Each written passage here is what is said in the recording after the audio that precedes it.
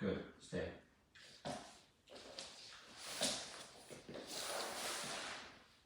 Good, stay. Good, good boy, good boy, good, good, good, good.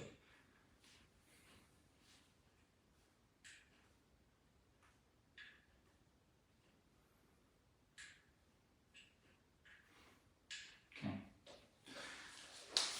Very nice high improvement.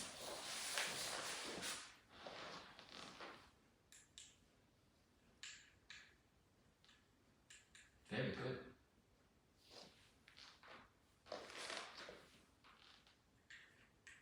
Very nice.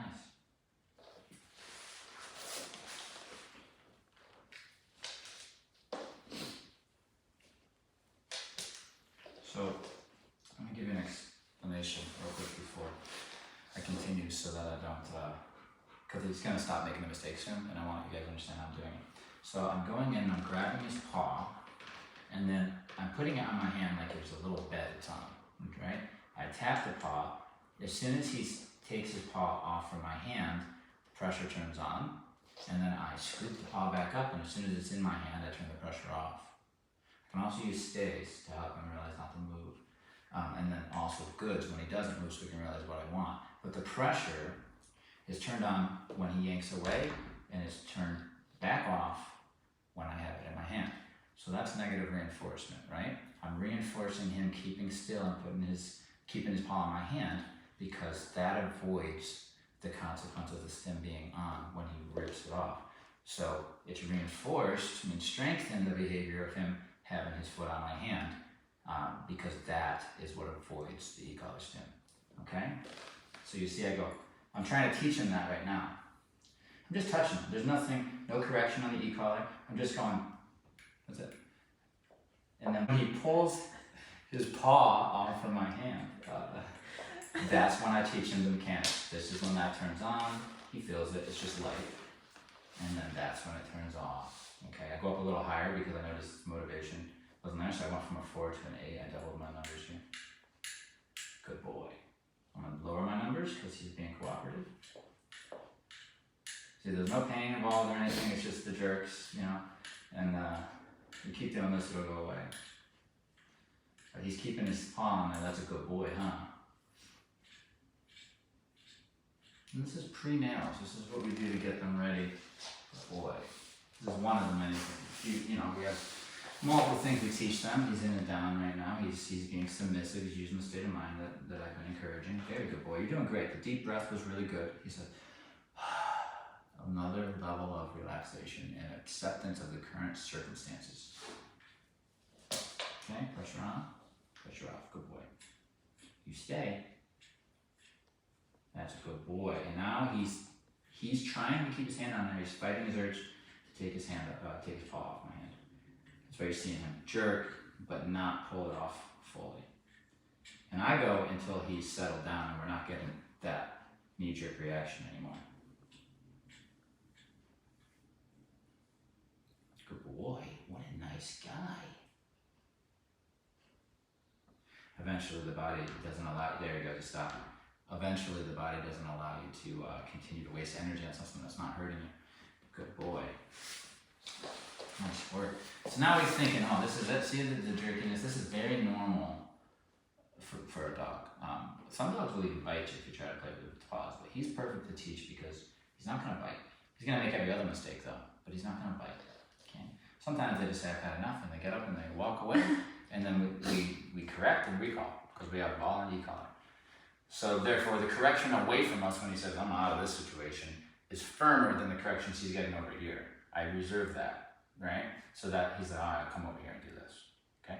This is just behavior modification. I'm just getting him to feel a certain way so that he behaves in a certain way. I'm modifying his behavior, right? And I'm using all the tools that work very effectively to communicate to him what I want here. Look at it, okay? That's the same thing that he was taking his foot and trying to hide it. And he's learned already that if he pulls it away, he gets off in the hand. It's like place, right? As soon as he's on the bed, pressure turns off. As soon as he gets off, it turns on, right? You gotta teach him that though. Easier said than done. Definitely takes a professional touch, or experience, I should say. Very nice. And now, some of this. Alright? But I've already taught him some of the mechanics of how this works with this. Now I'm doing this next because I knew this was going to be more intense, more likely for him to be more panicky. He's got a little knowledge under his belt already of what to do and what not to do. Good boy. Very nice. Add in some sounds. Very good. Back to touching. And then, there you go, good boy.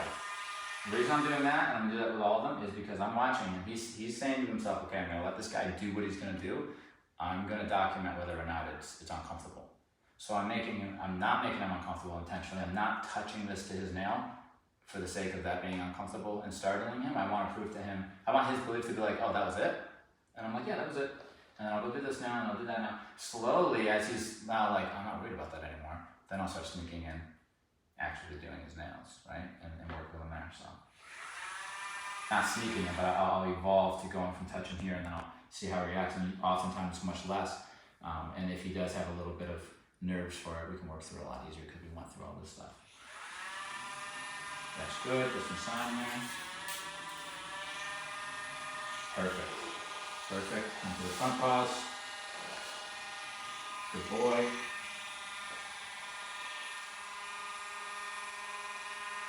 Very nice. Some sound there.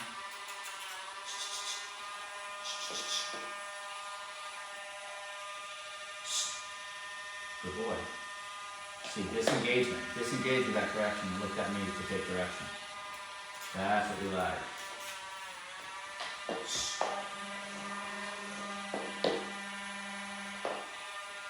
I'm not touching his paw. It's my hand, but good. Front paws are more difficult for a lot of dogs, for whatever reason. I'm correcting him whenever he puts his nose.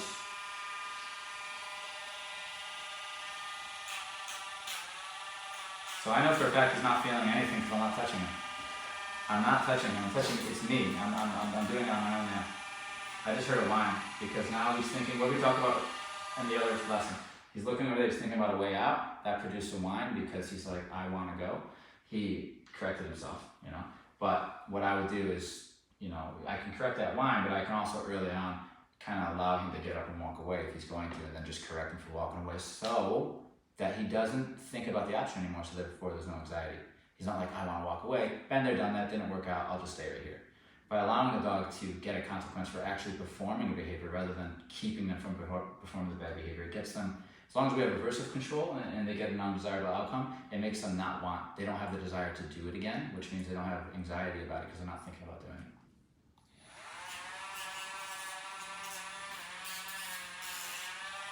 Good. I'll touch his paws a little bit.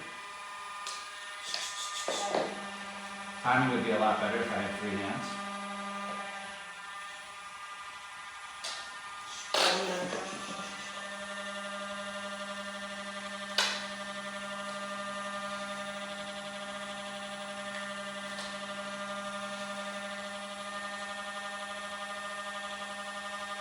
I'm just touching him. Remember, I'm not doing anything here uncomfortable besides touching him. But when he pulls his hand off, that's when the pressure's on. That's why you're seeing him less likely every time to take it off, because he's like, it's actually worse when I take it's more uncomfortable to take my paw off than it is to just allow this guy to handle it. That's the science behind it, that's why it's working.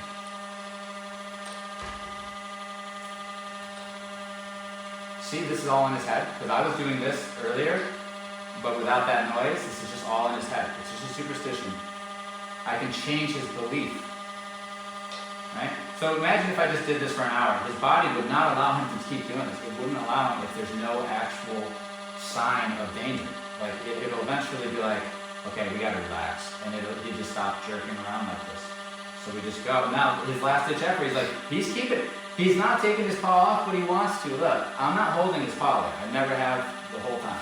Good boy. Now he's just trying to not pay attention to say, I just won't look.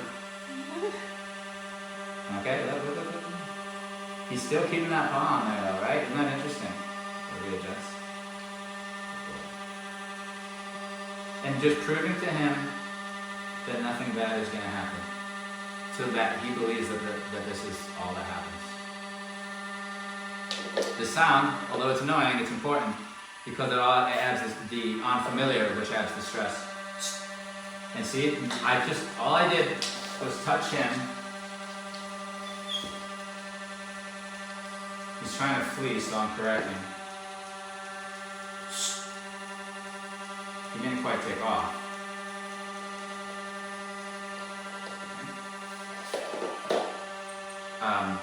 All I did was make the noise like this, and then I went back to just simply touching his nail like this in the panic. So we were able to create the panic without even doing his nails, and then get past it before we even get to putting the sandpaper to the nail. Good boy. Nice work. Good job. Okay, good. So we got a heavier correction for standing up. And that made him more committed to allow me just to do what I have to do. And now he's realizing this isn't as bad as trying to fight it at all. Because I'm literally just doing, this is what he's feeling. That's what he's feeling. The rest is a superstition, right? He doesn't understand what's happening, so he's panicking. That means he's not trusting me very much either. Good. Yeah, good. Literally, it's impossible for this to be painful.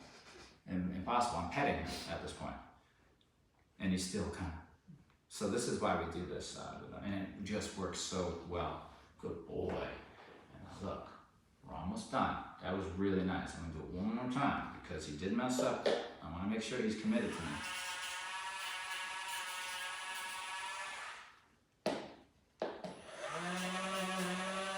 Good boy.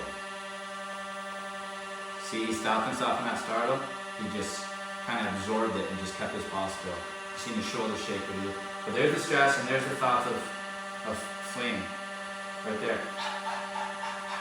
Watch this. Because I know he's not going to flee now more than likely because he already kind of tried. I'm just not snapping him out of it and disagreeing with the thoughts.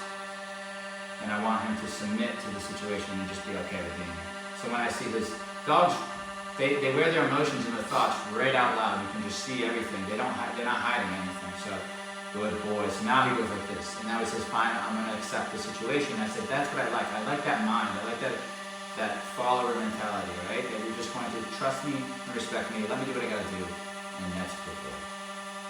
Good. Wow. Big difference there. Let's end it here. Good boy. So that there's a happy, you know what the reward is for doing that? I'm gonna wrap it up. Break. Yeah, Charlie. Oh my God, you know dogs, they think it's life or death. It's unbelievable. Good job, Charles. Good job, buddy. That was impressive. Nice work. You need to go potty? Break. Yeah, Charlie. Good time, baby.